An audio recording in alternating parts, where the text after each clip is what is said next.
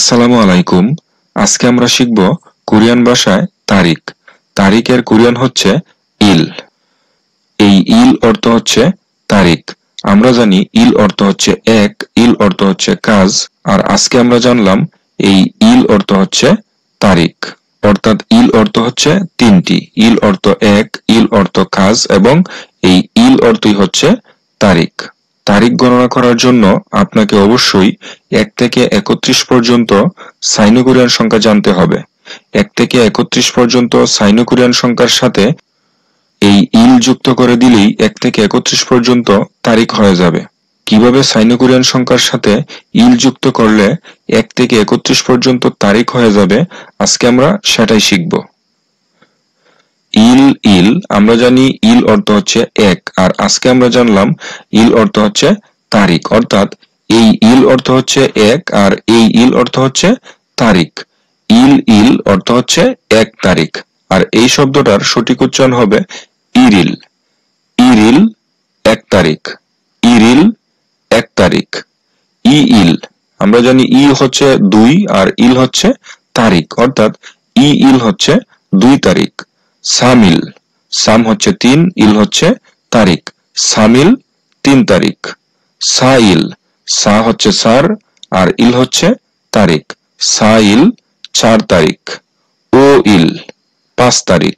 ও হচ্ছে 5 আর ইল হচ্ছে তারিখ। ও ইল 5 তারিখ। ইউগিল ইউগিল আমরা জানি ইউক অর্থ হচ্ছে 6 আর ইল অর্থ হচ্ছে তারিখ, অর্থাৎ ইউগিল এর অর্থ হচ্ছে 6 তারিখ। চিরিল 7 তারিখ। চিল অর্থ হচ্ছে 7 আর ইল অর্থ হচ্ছে তারিখ। চিরিল 7 তারিখ। ফারিল 8 তারিখ। ফাল অর্থ হচ্ছে 8 আর ইল অর্থ হচ্ছে তারিখ। ফারিল 8 তারিখ। কোইল 9 তারিখ। কোইল 9 তারিখ। শিবিল আমরা জানি শিব হচ্ছে 10 আর ইল হচ্ছে তারিখ। শিবিল 10 তারিখ। শিবিরিল 11 তারিখ। শিবিল হচ্ছে 11 আর ইল হচ্ছে তারিখ, অর্থাৎ শিবিরিল অর্থ হচ্ছে 11 তারিখ। শিবিরিল 11 তারিখ। শিবিইল 12 তারিখ। শিবি হচ্ছে 12 আর ইল হচ্ছে তারিখ। শিবিইল 12 তারিখ। শিবিইল 12 তারিখ। শিবসামিল শিবসামিল 13 তারিখ। শিবসাম হচ্ছে 13, ইল হচ্ছে তারিখ। শিবসামিল 13 তারিখ। শিবসাইল 14 তারিখ। শিবসা হচ্ছে 14, ইল হচ্ছে তারিখ। শিবসাইল 14 তারিখ। শিবইল 15 তারিখ। শিব হচ্ছে 15, ইল হচ্ছে তারিখ। শিবইল 15 তারিখ। শিবিউগিল 16 তারিখ। এখানে শিবিউক হচ্ছে 16 আর ইল হচ্ছে তারিখ, আর এই শব্দটার সঠিক উচ্চারণ হবে শিবিউগিল, যার অর্থ হচ্ছে 16 তারিখ। শিবচিরিল 17 তারিখ। শিবচিল হচ্ছে 17, ইল হচ্ছে তারিখ। শিবচিরিল 17 তারিখ। এরপরে হচ্ছে শিবফারিল 18 তারিখ। শিবফারিল 18 তারিখ। শিবফাল হচ্ছে 18, ইল হচ্ছে তারিখ। শিবফারিল 18 তারিখ। শিবখুইল এর অর্থ হচ্ছে 19 তারিখ।